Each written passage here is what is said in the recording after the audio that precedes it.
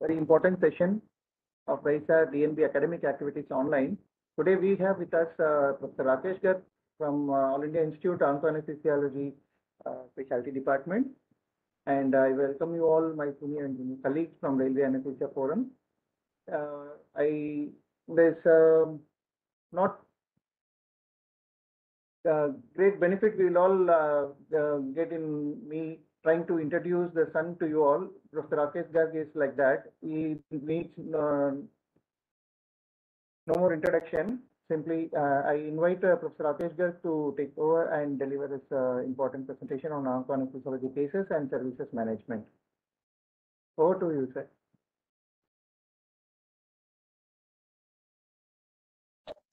Thank you so much. Can I start with the permission, sir? Sure. Please. Yes.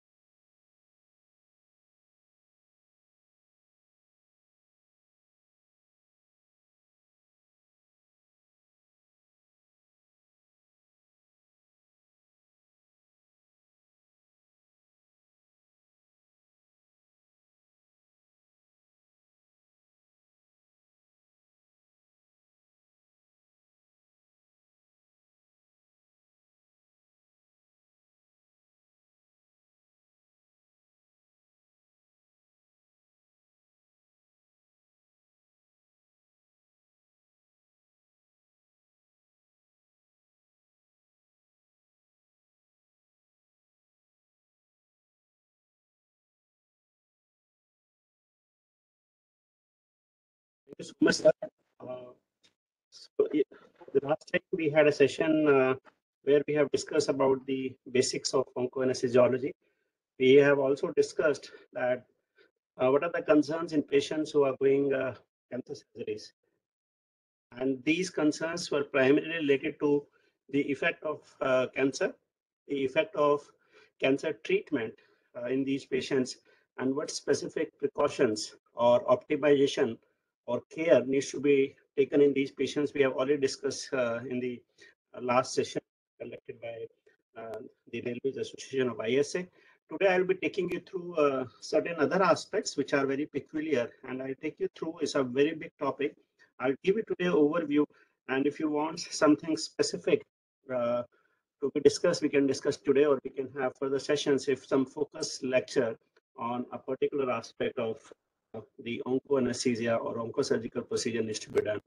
I bring greetings from my institute, which is a multi-speciality hospital based at New Delhi, and it has various other centers located. And we have recently come up with 720 bedded speciality onco center around 30 kilometers away from the main aims, which is fully focused for oncosurgical procedures across speciality.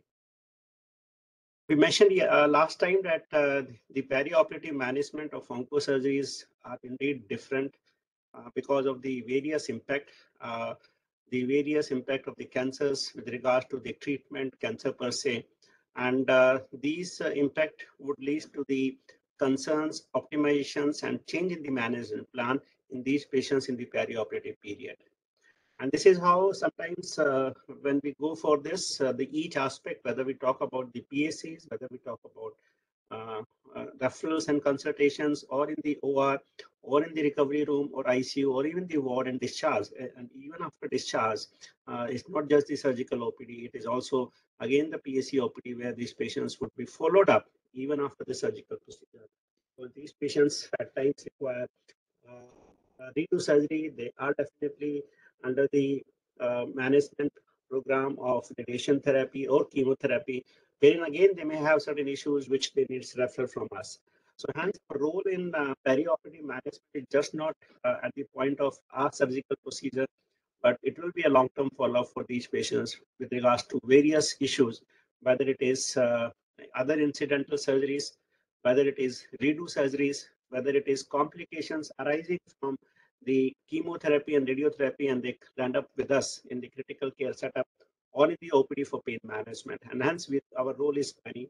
And we have discussed last time that the concerns are because of many reasons, and hence we require a planned anesthetic management for these patients. Let me start. Let me take you through very focused one with regards to the airway management. The airway management, these patients will have variable concerns, specifically when we talk of the head and neck surgeries or the thoracic surgeries. Lower limb surgeries or any surgeries in the abdominal cavity or peripheries may not have big issues with the airway management, specifically with regards to the underlying etiology. But those patients who have head and neck and thoracic surgeries, these patients would manifest some type of difficult airway, and hence a proper strategy is required for these patients. And if you see the whole armamentarium of the airway management for these patients may have concerns with distorted anatomy. That can lead to difficult bag and mass ventilation, difficult laryngoscopy, difficult supraglottic placement, difficulty in regional airway blocks for airway management. Even the surgical airway is difficult, and at times the fiber optic or the endoscopic airway management is also difficult. And hence it requires proper planning and expertise for these patients that these airways are managed unevenly. And the reasons why this airway becomes important for us in these patients is just not as I showed you on the slide earlier, that because of the presence of the airway, they can have difficulty, but also because of the treatment. For example, the radiation therapy or chemotherapy, these patients' airway can be compromised further on. They can have concerns and issues related to the distance, limited mouth opening or limited neck extension. They can have concerns limited to mobility of the pharyngeal structures, and they can also have concerns with regards to the chemotherapy-induced mucositis. And hence, it becomes important for us to understand that this can complicate anesthesiologist's access to the airway for intubation. Also, we need to understand that we need to have a plan of management for these patients so that they can have better success and less morbidity and mortality during the airway management. So it's very, very important for us to have plan of management, which can be the form of various options depending upon the patient assessment, and so that we can mention the airway algorithm management for these patients. The various algorithms are available and all are having some scientific stepwise approach for management of these patients. And any of these can be used for airway management at your center, depending upon the assessment that you do. This is one of the algorithm which is by All India Difficult Airway Association.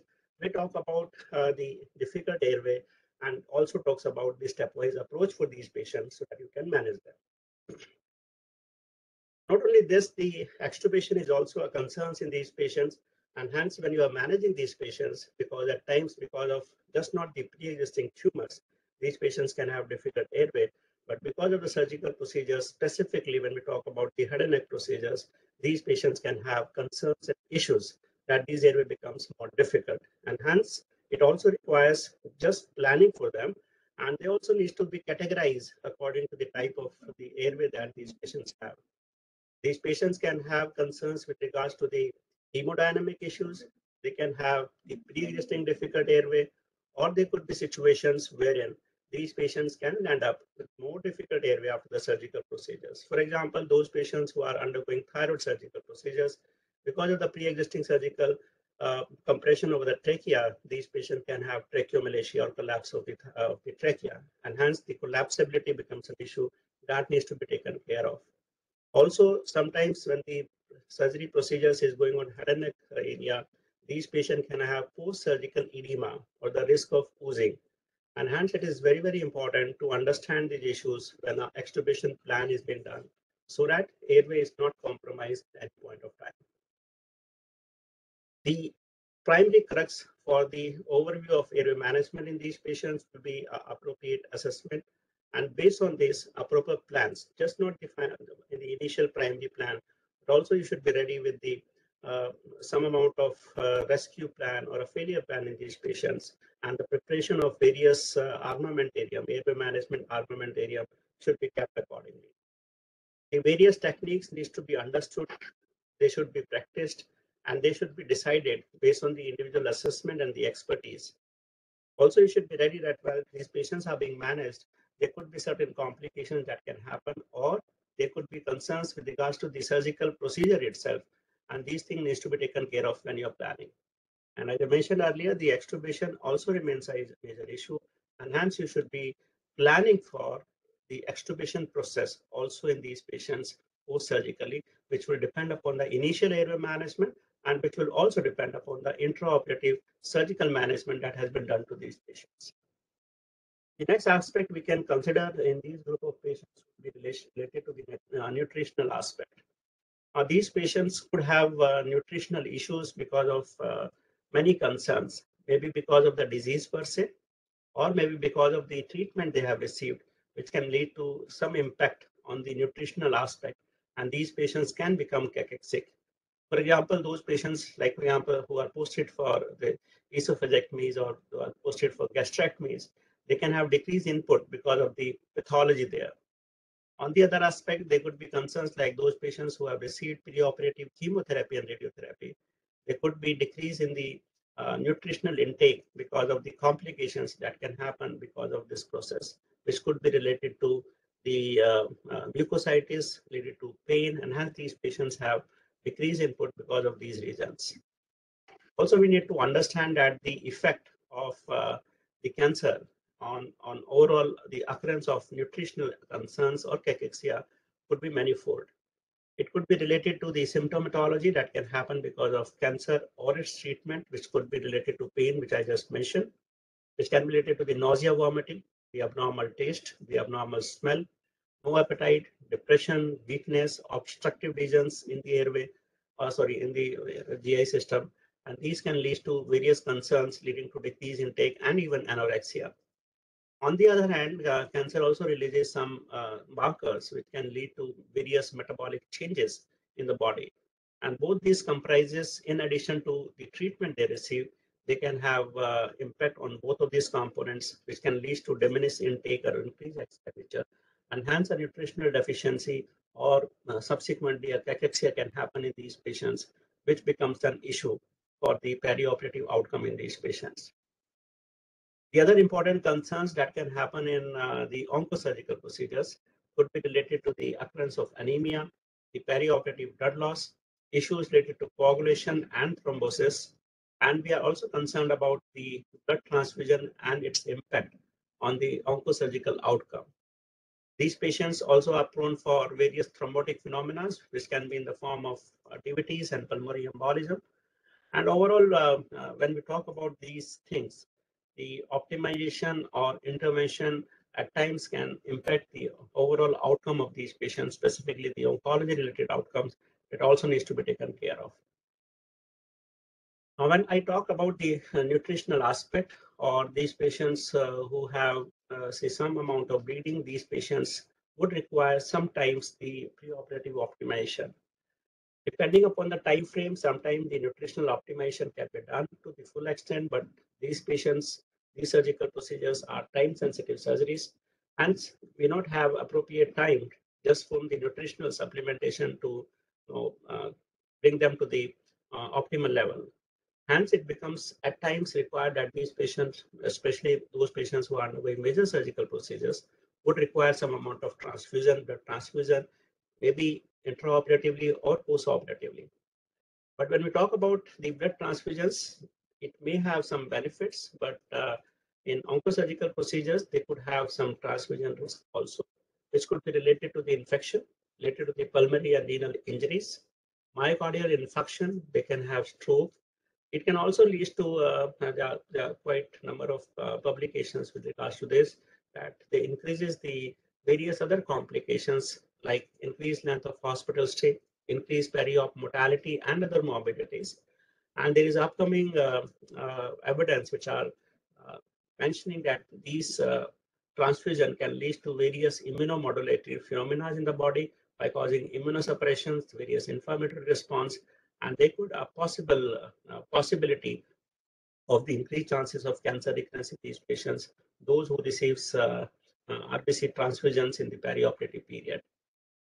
Hence, what we need to do is for these various concerns, what all we required is a multidisciplinary team approach in the perioperative period, starting from the pre-op period itself, once the patient is diagnosed with cancer and is possibly scheduled for surgical procedure. The first aspect would be to optimize hematopoiesis. These patients may be started on certain hematinics, the nutritional supplementation can be given to these patients. So whatever can be optimized remains one of the good option. The other option is minimizing the blood loss and bleeding in these patients. There are various intraoperatively methods and techniques that we can use for decreasing the blood loss in these patients and bleeding in these patients so that these patients have less requirement of blood transfusion in the perioperative period. The other thing that we can do is to harness and optimize the physical tolerance of anemia. Nutritional aspect or cachexia is not the domain of just the giving of various ingredients of the nutrition, including proteins, carbohydrates, and fats, but also it is interacted with various other physiological aspects of the human body, and hence incorporating them into the preoperative management of these patients, preoperative optimization of these patients. This will help us to decrease the requirement of blood requirement in the perioperative period. The other aspect that is seen in these patients would be the presence of cancer pain, which is primarily related to the site of cancer and the structures that are involved. And that's why these patients preoperatively may have pain. Also, these patients can continue to have pain in the postoperative period because of multiple factors. That could be related to the neural injuries, the structural injuries that has happened during the intraoperative period, during the dissection. And these patients can continue to have the various chronic pain syndromes that continues in the postoperative period for variable periods, long periods. These patients, when they are posted for, because of the pre-existing tumors in these patients, can have cancer pain, and they may be on various therapies, which is as per the WHO step ladder. Depending upon the severity of pain, these patients could be simply on drugs like NSAIDs, or they could be on weak opiates like tramadol. But if the tumor involvement is to a large extent, these patients can be on strong opiates also like fentanyl and tramadol. And along with fentanyl and morphine, and along with these patients can be on various adjuvant drugs like gabapentin or pregabalin or amitriptyline. So these drugs have some interactions in the perioperative period. And also we need to remember that sometimes those patients who are requiring a higher dose of morphine, they can have opiate tolerance also. That needs to be assessed. And also we need to consider that when we manage these patients in the perioperative period, preoperatively, these patients may be fasting and they may skip some of these opiate drugs in the preoperative period, and finally they can manifest with withdrawal syndrome. And that becomes a huge issue because these patients will require these drugs to be continued in the perioperative period so that the baseline pain is taken care of. So that's why you continue regular opiates and give normal dose, whatever the patient is taking for optimum pain relief, even on the morning of surgery. Also try to continue all the adjuvant analgesics that I just mentioned, whether they are tricyclic antidepressants or the anticonvulsants like gabapentin or pregabalin. And then we can add on the other drugs or the analgesic techniques that would be prudent for the intraoperative surgical procedures. That can include the supplementation of further opiates and adjuvants. That would also require the use of various intravenous drugs or the regional blocks in these patients so that the surgical pain is taken care of appropriately so that these patients does not manifest the implications of uncontrolled pain. We also need to remember that these patients, after the surgical procedure, when they are put up in ICU for the management of these patients for good recovery, there could be many issues there also that can lead to the impact on the overall outcome of these patients. There could be hallucinations and nightmares in these patients. There could be delirium at times. These patients maybe have difficult sleeping. They may be inability to communicate because at times they may require the need for mechanical ventilation for some time so that their optimization could be done in the post-operative period before these patients are extubated. At times, if the pain is not well controlled in these patients, these all can lead to some amount of morbidity. That is primarily, you can summarize them into something called post-traumatic stress disorders, and which will have not only the short-term implications, but also we will have long-term implications. Now, when we talk about the concerns in the post-operative period in these patients. They could be related to various aspects. Why these all post-traumatic stress disorders can happen in these patients, because they have already undergone a major surgical interventions, major organ resection has happened, the tissue trauma is already there, and that can lead to a variable amount of pain. And the pain could be just somatic, or at times it could be neuropathic also. There could be various monitoring devices like catheters, drains. The patients may be on mechanical ventilations, and these itself are of concern to these patients, causing a lot of discomfort and at times pain also. These patients would require various type of nursing care, like the tracheal tube suctioning, the mobilization, the physical therapy. These patients may require mobilization just to keep nursing care, also to prevent the DVTs in these patients. And also these patients may require dressing changes. And all those aspects again can precipitate discomfort in these patients, leading to pain. Also, we should also be concerned about the prolonged immobility, because if appropriate mobilization is not given to these patients, if remains immobilized, they itself can cause certain concerns. Like, for example, initial to begin with, they can have DVTs, which can lead to embolism at times, and these patients are prone for they are the prothrombotic state. So these patients are more prone for thrombosis to happen, and if they are not taken care of, they can lead to more chances of such phenomena. Also, these patients subsequently, if we don't try to manage them appropriately and timely, these patients can become agitated, they can exhausted, there could be difficulty in winning these patients out of the mechanical ventilation. These patients can have delirium and disorientations. And it becomes important that these patients get a proper assessment to see for the appropriation of analgesic therapy that you are giving to these patients, so that these patients remain comfortable in spite of a major surgical procedure, in spite of various monitoring tools, including drains, catheters, and the endotracheal tube for mechanical ventilation. And these patients start mobilizing themselves actively or passively, so that the various concerns that we have just discussed are not happening in these patients. On the other aspect, these were the more of the physical phenomena, but if you see the other aspects also, they will have impact on the other physiology of the patient as well. They can have cardiovascular changes. At times, these patients may be on certain plan, maybe in the form of certain drugs which will be required to be given to these patients subsequently. And hence, if these patients are compromised with regards to this, for example, those patients who have received preoperative chemotherapy, radiotherapy, they can have some cardiovascular changes. So any amount of pain-induced tachycardias or change in the myocardial oxygen consumption because of the increased amount of uncontrolled pain, they can be precipitated into organ failure. Also, these patients, when we're talking and we'll be discussing subsequently also, these patients can have various phenomena related to the immunosuppression that can be related to the cancer per se itself, which has an immunosuppressive impact. They can also be related to the occurrence of various drugs, due to the various drugs that these patients receive. And the variable amount of immunosuppression is already there. But it has been seen that if these patients are not taken care in the post-operative period, and specifically if the pain is not taken care of, they can have still the effect on the immunity of the patients, and hence becomes another issue. And when the metabolism is more higher, it becomes a concern that these patients are having issues related to the various catabolic phase that again increases the myocardial oxygen consumption, causing more amount or impact on the cardiovascular activities, and these patients can lead to more immunosuppressions. And it has been seen that those patients who remains in pain, they can have various phenomena in the cardiovascular system and also in the coagulability.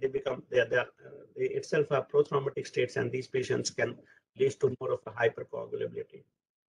And hence, it is very, very essential to look for the good outcome in cancer patients. We should be looking for an appropriate management strategies, so that this vicious circle of the impact of pain on variable outcomes, short-term and long-term, can be taken care of, whether it's regards to the cardiovascular aspect, whether it's regards to the individual outcome, or whether it's regards to the mechanical ventilation, or whether it's regards to the occurrence of conditions like insomnia, agitation, or delirium or disorientation in these patients, that can be taken care of if the appropriate assessment, timely management using appropriate tools, strategies can be given to these patients so that the outcome becomes good. This is the usual strategies that are being followed. This is a WHO step ladder, wherein these patients can be put on drugs depending upon the severity of patients, the severity of pain that these patients have, and we can add adjuvants to them. The next concerns that that are seen in these patients that I was discussing earlier in certain aspects, the occurrence of immunosuppression in these patients, which could be primarily because these are the cancer patients. Cancer itself has some amount of the immunomodulatory phenomena, and hence can lead to some change in the immunity of these patients. Also, these patients would have received chemotherapy and radiotherapy that could affect the immune function. At times, these patients could be on certain drugs which has effect, like for example, steroid is one of the component of various chemotherapeutic regimes, and hence these patients could have adrenal suppression, and that's why they remain immunosuppressed. And hence it becomes very, very essential that the various strategies needs to be followed, that this immune suppression or immune modulation does not happen to various insults that can happen in the perioperative period. And hence we should be taking a strict note of the aseptic precautions as well, so that the additional infection, infective focus, or the sepsis does not happen to these patients. The other concerns that are seen in these patients would be related to the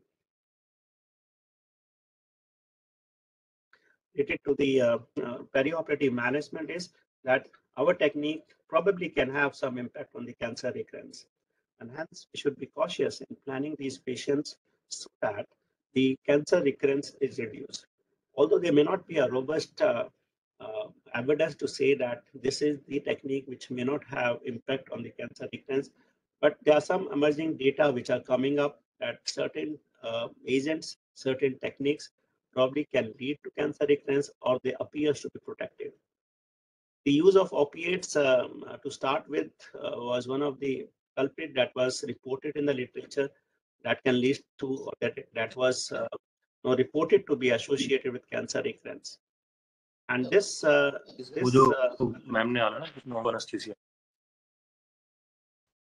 this occurrence of the interaction among the cancer recurrence was a very complex interplay between the cancer cells, the immune cells, and the anesthetic agents. It was not a straightforward phenomenon. This was a single agent cannot be implicated. As I mentioned about, it's just not the drugs, various other physiology and pathology that could be related to the... देखो as a anaesthetist आपको management करना आना चाहिए। Anaesthetic management पूछो, उस पे concentrate तुमको क्या लगा ज्यादा किस पे ध्यान दिया उन्होंने? हिस्टेरिक करना है क्या है? तुमको डायग्नोसिस जब करना ही नहीं है तो क्यों? Participants, kindly mute yourself, please. परेशान कर रहे हो। यही फर्क है, जब तुम बाहर के लेक्चर्स देखोगे ना एफआरसी और ये सब चीजें, तुमको वहां सिर्फ anaesthetic board may request Dr. Pankaj to mute himself. So I was just mentioning when we talk about the occurrence of the cancer recurrence, it is not a simple straightforward phenomena linked to one agent or one technique.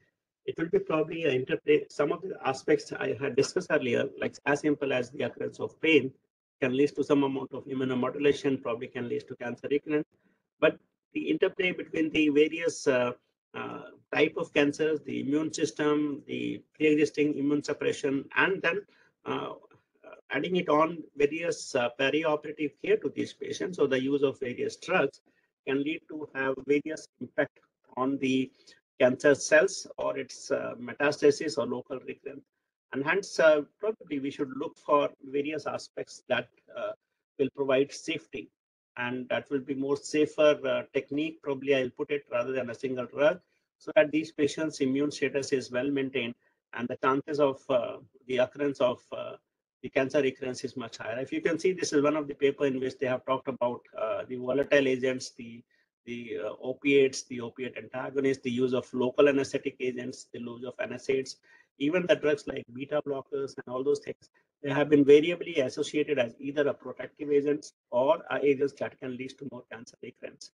And hence, this is not just the drugs, but also the physiological phenomena these patients can have that can lead to the cancer recurrence. Now, also we need to understand that the overall outcome would be related to just not the pain management, but the other aspect of recovery and rehabilitation in the ICU that will lead to the better pain management and better outcome in these patients. So when we just talk about the anesthesia and cancer recurrence in patients who are undergoing cancer surgical procedures, the possible interaction between factors under the control of anesthetists, such as the technique and the cellularity, is becoming increasingly clear. We need to have more robust evidence. The data probably will come in coming time, but the role of anesthetics in cancer progression has not yet been fully elucidated. However, if you see the possible or plausible mechanism in these patients, the volatile anesthetics may damage immune functions of neutrophils, macrophages, dendritic cells, T lymphocytes, and NK cells. Despite analgesic power being well established, opiates appear to have several negative effects, not all clearly elucidated, in particular on immune response. But however, whatever the emerging mechanism or the emerging evidence is there, we need to follow a technique which probably should be more safer.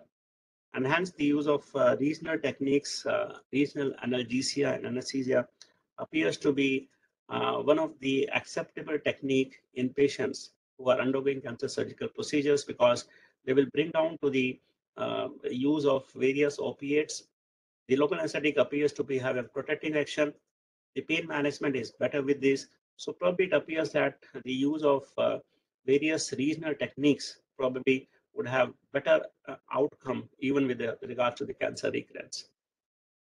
Now coming to some of the recent updates in these surgical procedures in the cancer patients, we talk about the various lesser invasive surgical procedures, which could be video assisted and robotic assisted surgeries.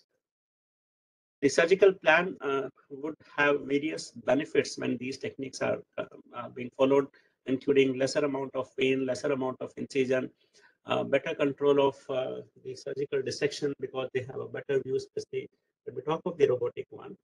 But when we talk of the perioperative anesthetic concerns in these patients can have concerns related to the creation of carbon monoxide pneumoperitoneum. It could have, because of these, there could be various cardiovascular changes. There could be pulmonary changes because there would be splinting of the diaphragm. There would be increase in intra-abdominal pressures, and that would have change in the various aspects of lung functions. These patients are positioned peculiarly depending upon the surgical intervention, and hence they could have.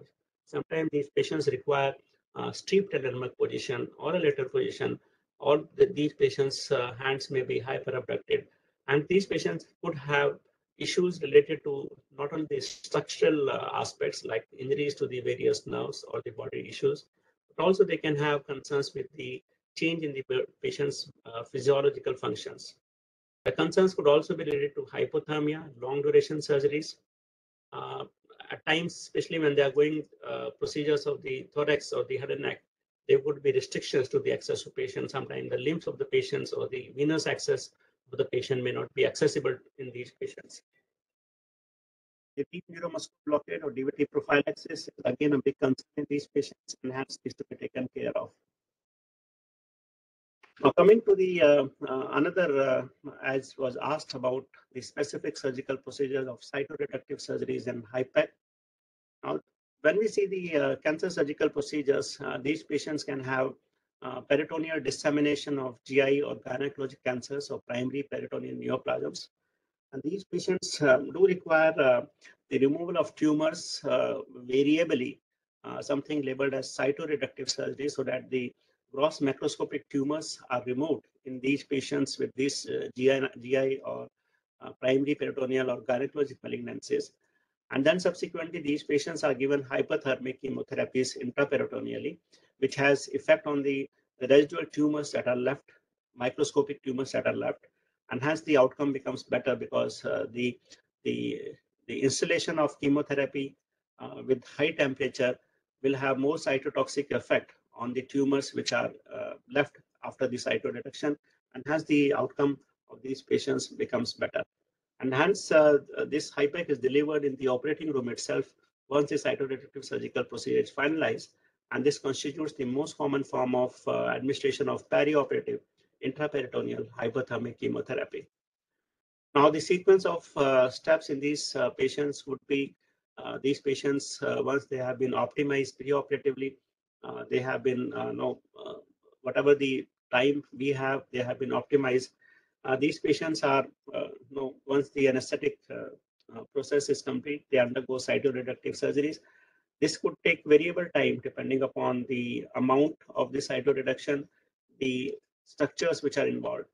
And once it is there, then once the cytoreduction has been completed from the surgical aspect, then the process of HIPEC starts, wherein various cytotoxic agents, chemotherapeutic agents like cisplatin, oxaliplatin are given using a specialized machine where the temperature is well controlled, somewhere around 42 degrees Celsius, and is given and circulated inside the peritoneum for around 60 to 90 minutes, so that whatever the residual tumor is left, they will be taken by this hyperthermic chemotherapy. And then subsequently, the reconstruction is done in these patients, and then the patient goes to post-operative care.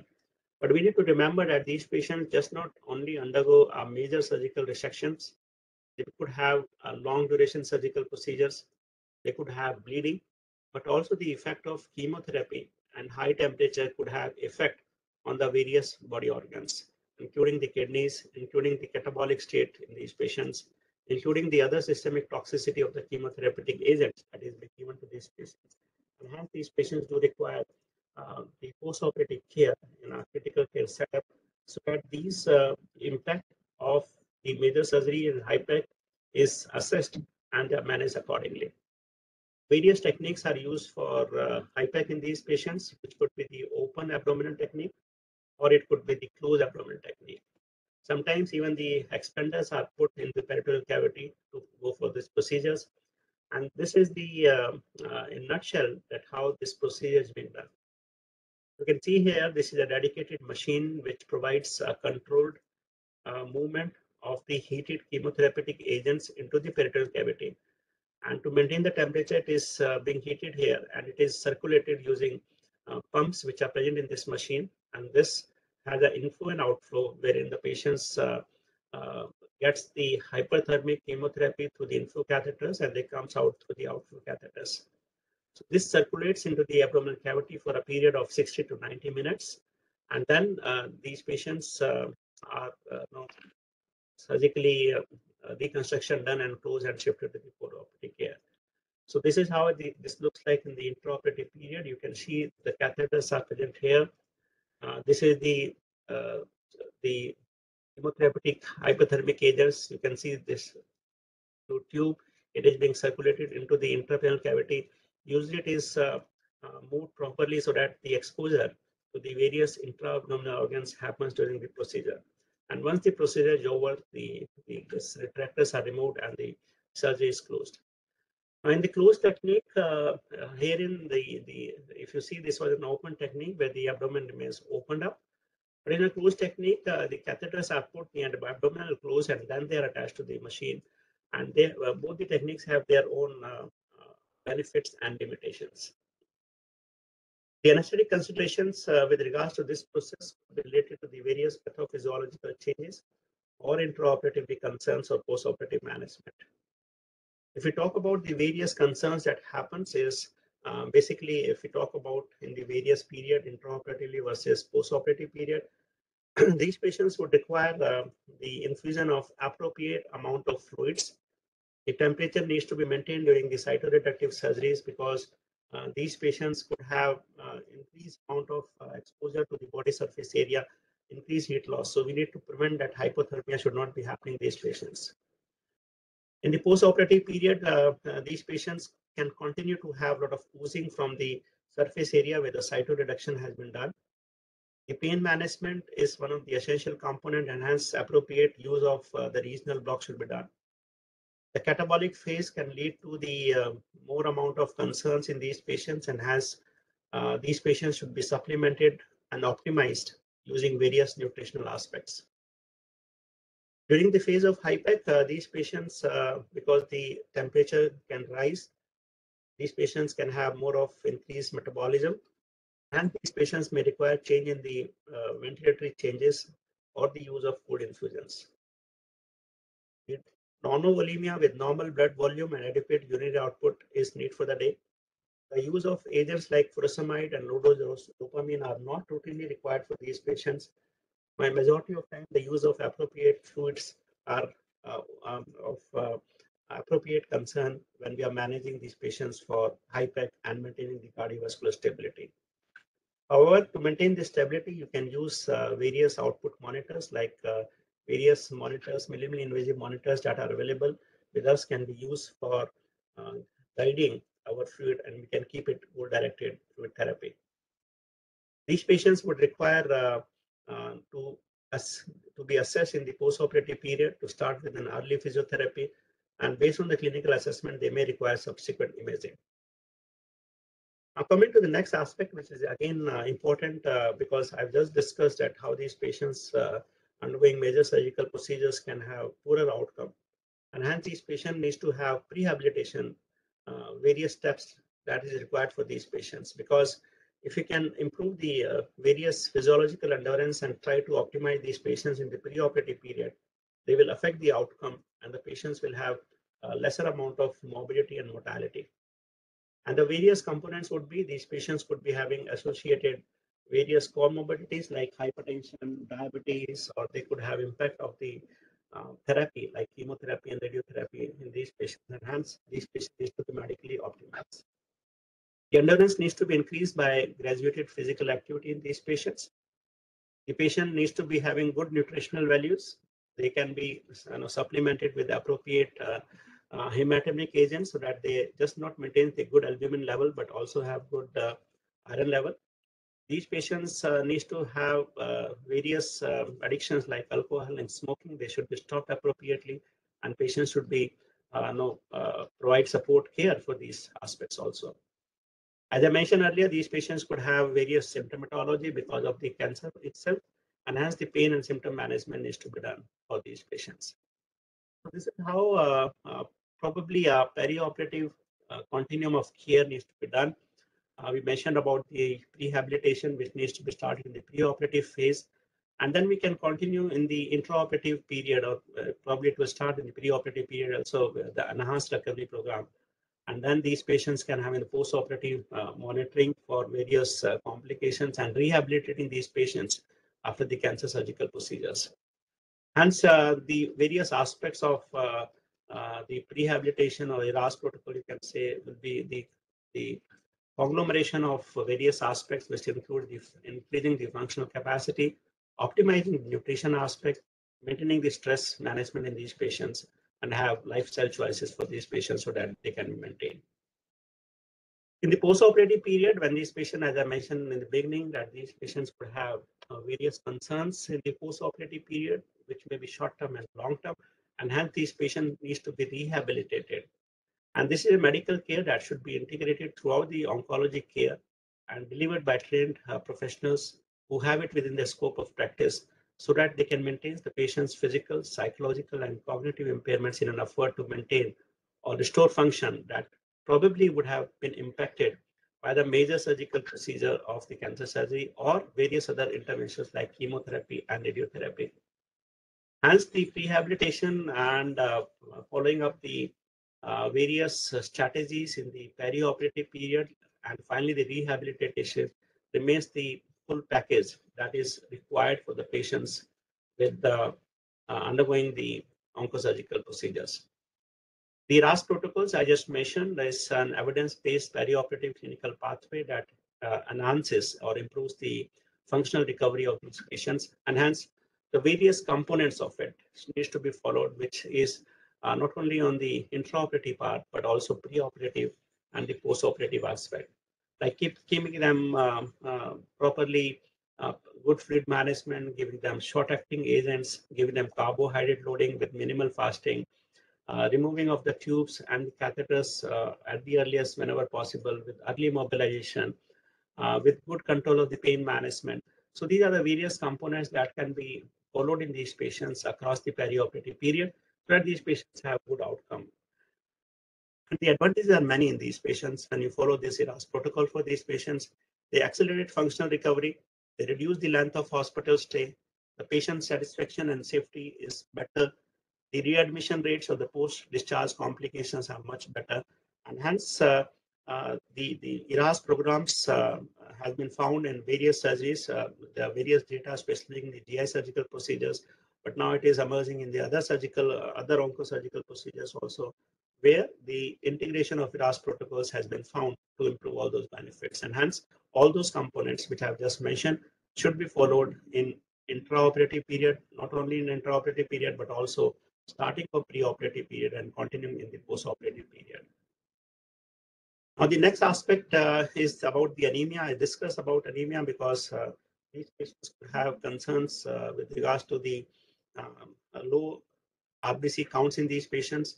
The reasons, as I mentioned earlier, are many. It could be because of the cancer itself. It could be because of the treatment they receive. It could be because of the nutritional aspect. It could be because of the organ failures. And hence this multi-aspect of this anemia occurrence and the blood transfusion is a big concerns.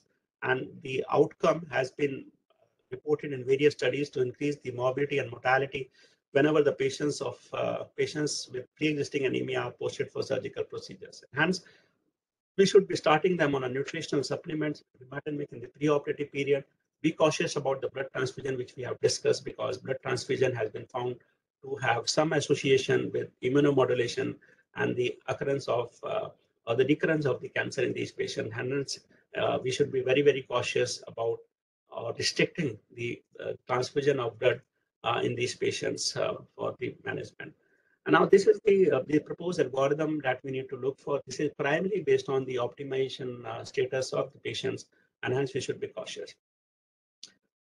Blood loss can be reduced using various strategies, maybe the change in the surgical management with regards to the posture, use of various vasoconstrictor drugs and tourniquets, the anesthetic techniques, like for example, the use of regional anesthesia, various pharmacological therapy like tranexamic acid, autologous transfusions, and probably in future some other things will come up which will be useful for these patients in reducing the blood loss.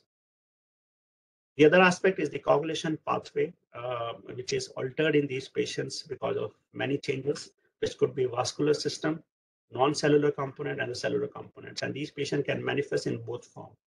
They can have more bleeding and they can have thrombosis also, because if you understand the pathophysiology in cancer, the coagulation cascade is affected by the cancer itself or the cancer therapy, and hence the chances of both the sides of the hemostasis could be happen, leading to concerns of the optimal hemostasis in these patients, because the occurrence of vascular injury can lead to the impact on platelet adhesions and aggregation.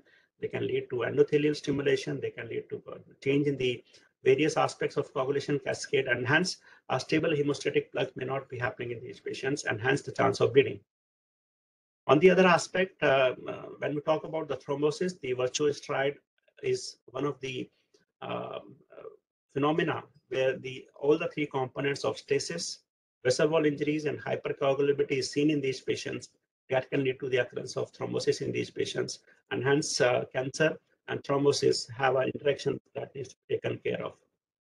There are many papers which has come up on the incidence, risk factors, and outcomes, and they have tried to isolate some of the risk factors for the venous thromboembolism in these patients, and hence we should be carefully looking for these concerns. The patient characteristics include the female gender, the older age, the race, the associated comorbidities like diabetes, obesity, previous thromboembolism, atherosclerosis, inflammation, and also some of the associated prothrombotic mutations. The tumor-related factors can be related to the anatomical site of tumor, tumor histology, advanced stage of cancer, and initial period of diagnosis for cancer. Those patients who are hospitalized for longer duration have received preoperative chemoradiotherapy or erythropoiesis stimulating agents, or have long-term placement of central catheters, and those who are undergoing major surgical procedures of long duration. There have been certain biomarkers which has also been found to be having associated with increased occurrence of venous thromboembolism in patients undergoing cancer surgeries, and those can also be looked for to isolate these patients so that you can manage them appropriately. Not only this, the type of cancer, certain like pancreas, brain, ovarian, hematologic, and stomach malignancies have been found to have more association with the occurrence of thrombosis as compared to the other. The occurrence of DVT again is just not an isolated phenomenon. It can lead to the occurrence of the pulmonary embolism in almost 1/3 of the cases, wherein we may not be found in almost 1/10 of patients, may not be found it clinically significant, but yes, it do occurs, and hence it becomes very, very important to look for the underlying mechanisms which can cause cancers and try to optimize them.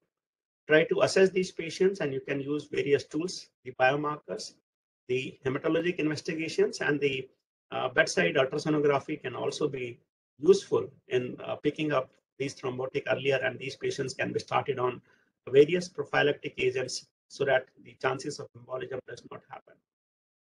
The various options that can be given to these patients include the pharmacologic and non-pharmacologic therapy.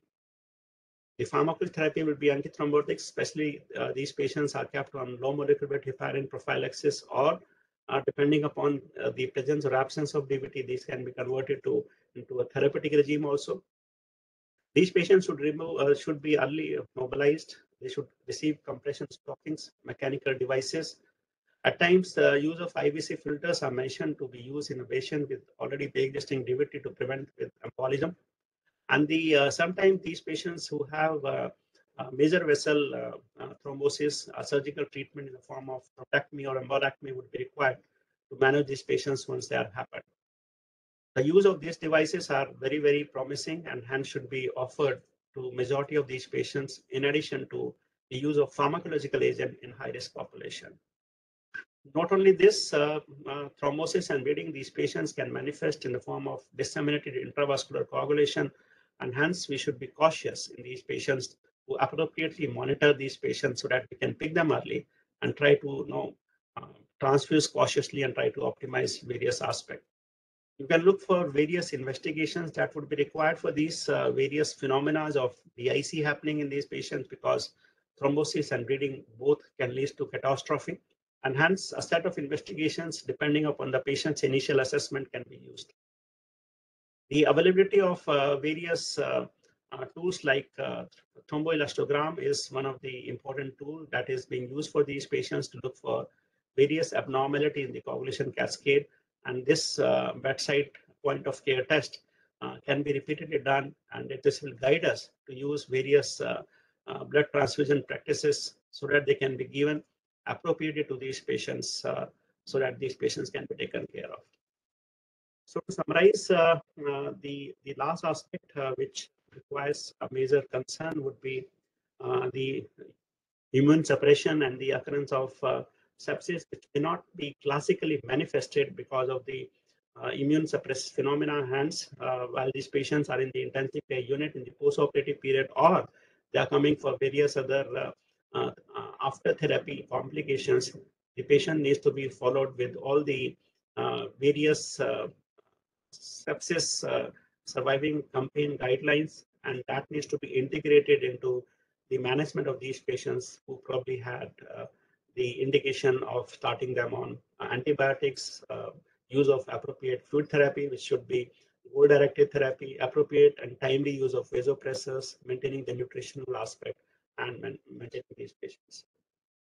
Also, the prognostication becomes essential, because at that time these patients may be inoperable, the tumor may be extensive, may not have responded well to the chemotherapy, and hence the prognosis of these patients should be done appropriately and timely in these patients, so that not only the judicious use of resources can be provided to these patients, but also the patients and the family members understand the futility of various treatment strategies, and hence the prognostication should be done appropriately. To summarize, the perioperative care of the cancer patients require proper understanding of the impact of cancer on various body aspects. The various drugs, this impact on the pharmacogenomics needs to be understood. We need to start them on various prehabilitative strategies that try to optimize it, continue with the RAS protocols, and then rehabilitate these patients in the post-operative period so that these patients can be taken care of. So this means that the selection of surgeries, the assessment, and the post-operative management are quite peculiar to the cancer patients, and hence we need to have a strategy beginning from the patient is diagnosed with cancer and scheduled for surgical procedure, and should continue in the intraoperative period and the post-operative, not only short-term but long-term, so that these patients have good optimal recovery with regards to the quality of life, but also with regards to the various oncologic treatment that these patients require in the post-operative period. So thank you so much.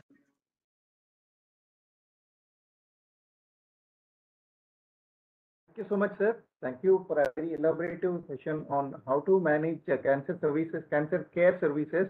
Not only anesthesia, it's a holistic approach what you have suggested for our students and our faculty, sir. Thank you so much. And how about, can I ask for some of my doubts, sir? Sure, please. Sir, how about anesthesiologist becoming part of the palliative care team in oncosurgery patients, sir?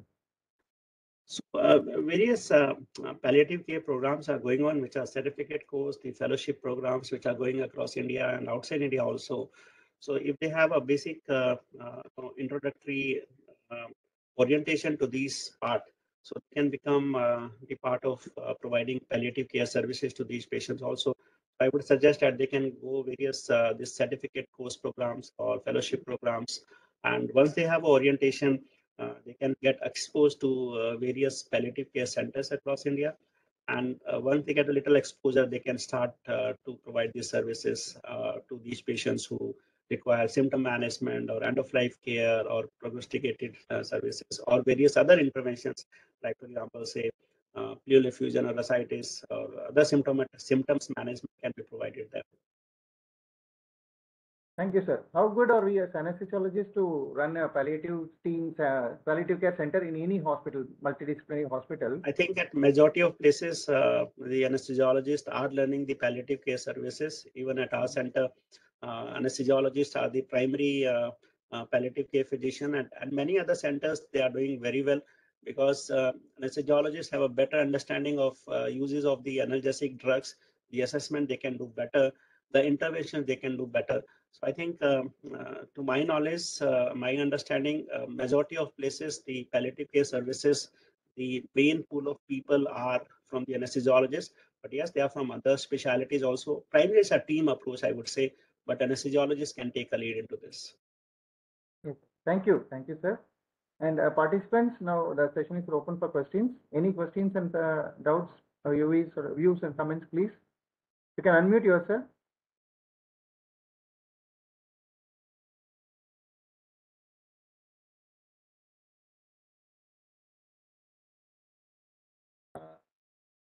Anyway, sir, do I have the permission to upload this in a YouTube channel, sir, Risa, so that Sure, participants can view the recording and they can give their reviews or views in suggestions or questions in the comment section of the YouTube.